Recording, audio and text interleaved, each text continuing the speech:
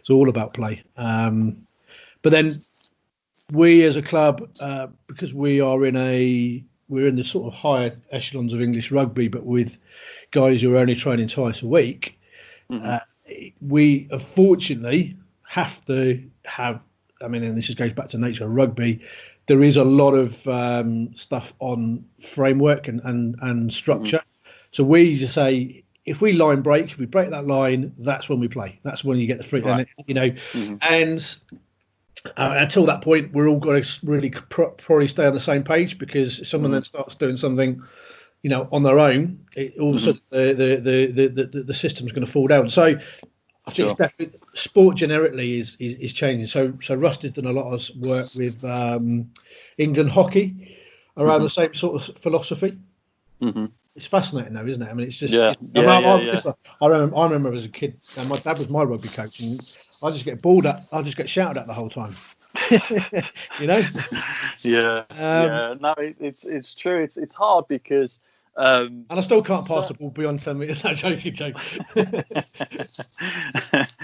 No, it's a difficult one because certainly when I was we'd had that experience with them, and then they went away, and I sort of thought about it, and my perception of when I took a session was a bit different, and I noticed that some of these kids, without kind of saying anything, they just sort of took it. I mean, there are sometimes you just get those natural leaders, those individuals that just have it. They have that gift, and that's it.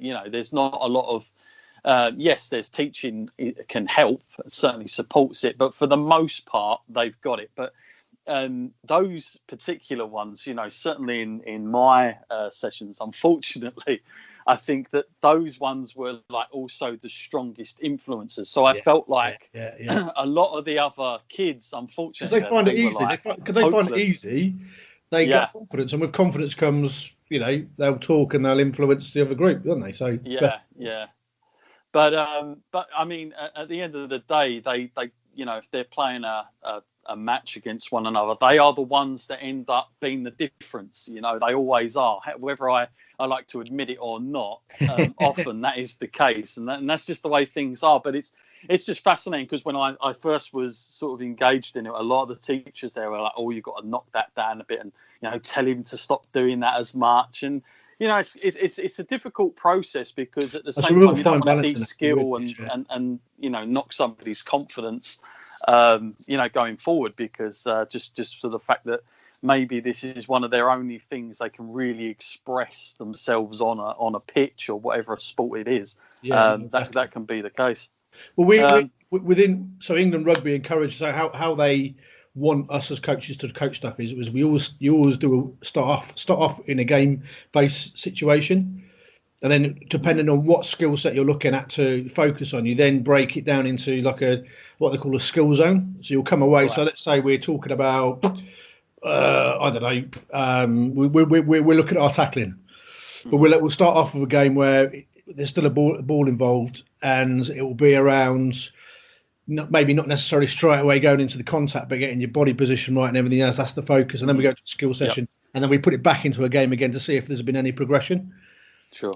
So that's how and that's, I think a lot of sports do it that way now. Coaching has changed so much from that sort of grassroots level. I mean, I remember when I used to. Well, do you remember playing football at school and being like dribbling the ball through cones and then doing that for half an hour and thinking, this isn't like a game. It's nothing like a game. It's like there's no opposition.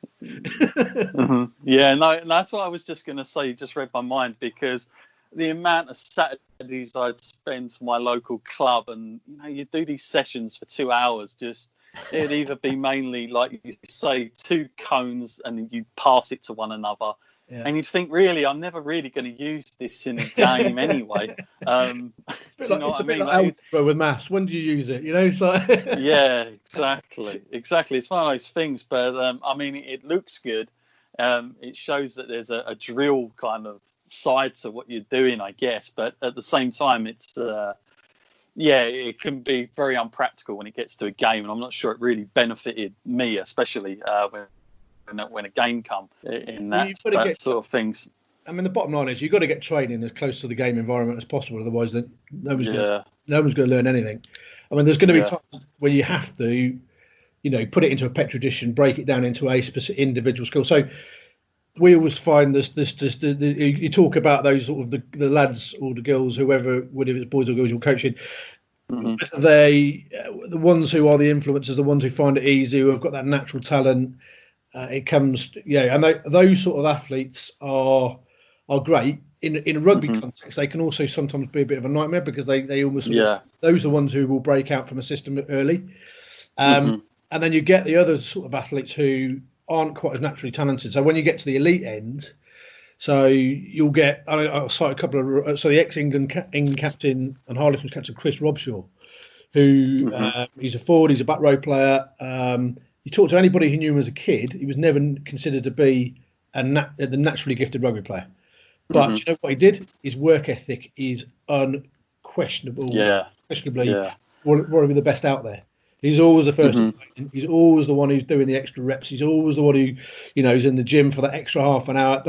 So that's how he operates as an elite athlete.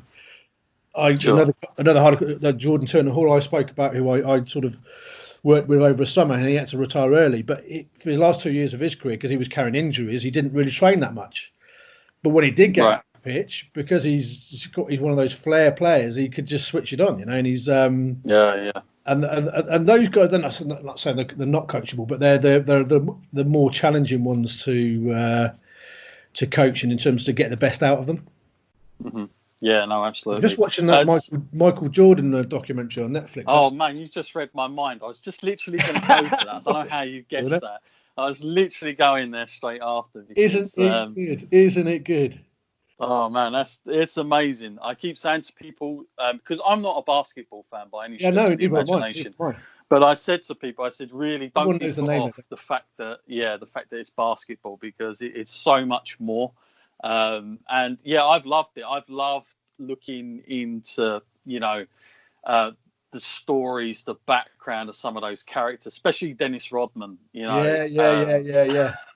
And the fact that they pretty much made the exception for Dennis Rodman. Isn't that amazing? You think about the era as well, though. We're talking, you're talking 80s, 90s, and it's like the fact that he was allowed to, that he got to where he got to within that team. Just brilliant. And then the relationship between like the management and the coaches starting. It's like, mate. It's I'm only a couple of episodes in. I'm just sort of licking my lips. Okay. I won't do any spoilers of anybody else. But the ethos of Michael Jordan is just unbelievable.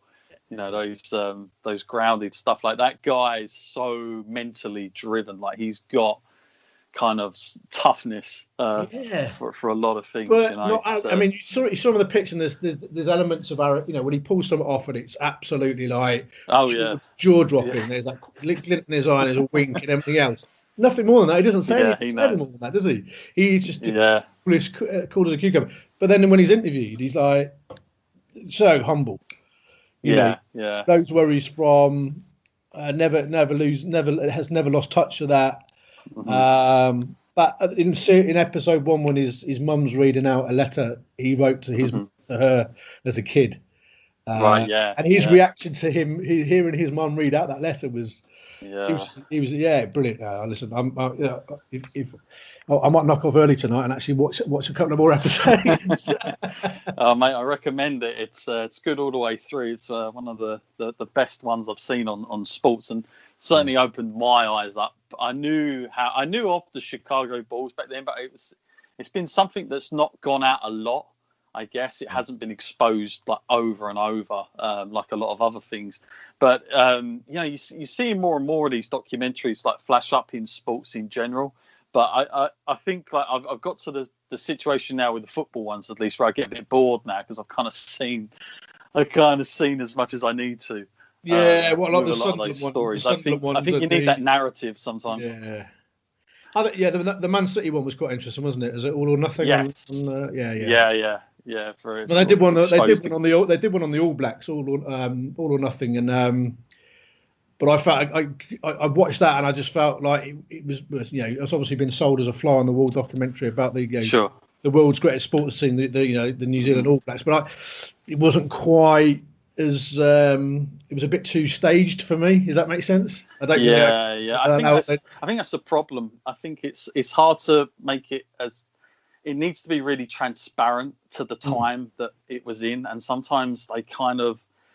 I think the TV, the producer, the director, they're looking for like other ways around it to make an episode, and so you're going to come back and watch the next one, and that's the problem sometimes. Like you've either got it or you haven't. I think the Man City one was just done at the right time, really, as well. That season, that's for sure. Yeah, definitely. But yeah, going back to you and just finishing up with the rugby side of it, like you being a coach now, like have you pretty much now? Is this going to be your role now? You don't feel like this is where you want to be, is there a part of you that wishes you'd have got in it a lot earlier, or do you think that having that previous experience from other industries has kind of helped you in many ways? It has, because my day job, for me to be a full-time elite coach, I mean that world is generally populated by ex-pro players. So it's really hard as somebody who's coming from. Listen, I played rugby to a fairly good standard when I was a kid, but wasn't of my own admittance was never good enough to make it into the big time. But in terms of the top end, so to be a full-time pro coach in rugby, you need to have, I think, not always, but vast majority of the time, a very strong playing background. So my Monday to Friday side, the community stuff, I wouldn't have got that job if I hadn't had the business CV that I had. Sure. Because a lot of it is negotiation, a lot of it with schools in terms of getting contracts and that sort of thing. So from a coaching perspective, I regret going into it a bit earlier. Listen, I think, I mean, I'd love to have another 10 years ahead of me to go into it. Where my aspirations lie now, I think having got through the process of so to sort of put some context into what my latest qualification enables me to do, I can theoretically now go and run a rugby program at maybe a private school, right? Or I could run a rugby academy within a pro setup. That qualification gives me that's basically my competence level is stamped to that level. Not necessarily my experience, but what my coach mentor and the RFU have said. Look, you're good enough to be at that level. Should you be given the opportunity? I suppose my dream job, and probably the language would get in the way with this, would probably be sat in the south of France somewhere, someone like Toulon or Montpellier, or working at the rugby academy in the sunshine for 8 months of the year, 9 months of the year. But now listen, I'm very privileged to work for a club like Richmond Rugby Club, which they're the second oldest rugby club in the world, loads of heritage, amazing people. The setup is as good as I've found anywhere within rugby, both from how they look after everybody, but also from their philosophy about how they want to play. And from the outside looking in the rugby world, that they're perceived as being sort of the ones to beat. They're the sort of posh, arrogant boys from South West London, but the reality on the inside is actually you couldn't be further from the truth. It's a great environment. So and because my roles are wide and varied, so during rugby season, I'm including Saturdays, I must be doing 60 hours a week. But it's almost like I'm paid to do my hobby. Does that make sense? Yeah. I'm very I'm very privileged to be in the position that I'm in. No, it's been good chatting to you, my friend. It's been a real eye-opener. Have you on again? Yeah, cheers, John. I appreciate the opportunity. It's really nice to be there. You're more than welcome. Now, just so my listeners out there can find you, where are you on any social medias and Twitter and all the rest of it? You can find me on Instagram. I think they're both the same. So Twitter, I'm at Dom Palacio. So it's Palacio. And Instagram is the same thing, Dom Palacio. Nice. That's nice and easy. Yeah, nice and easy. And but then if you want to, Richmond's Twitter is at Richmond1861. So I'm quite heavily involved with them as well.